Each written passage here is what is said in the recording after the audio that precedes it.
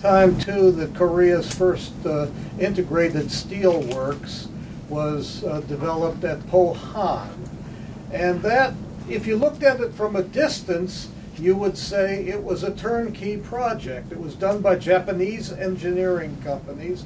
They did all the design work. Most of the materials were fabricated in Japan and so forth and so on. And yet there was something absolutely unique about Pohang and POSCO.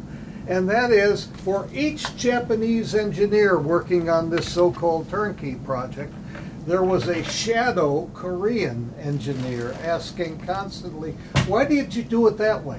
Why don't you do it this way? What were the alternatives? What were your considerations?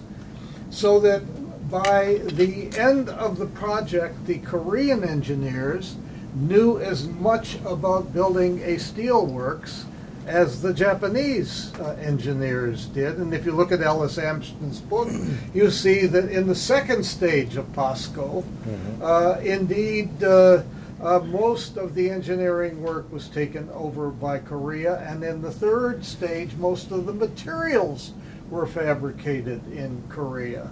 Not coincidental to all this was the fact that a technical university was built right next to the steelworks in Pohang, and in doing this you develop the technological capability to have one of the world's leading steel industries.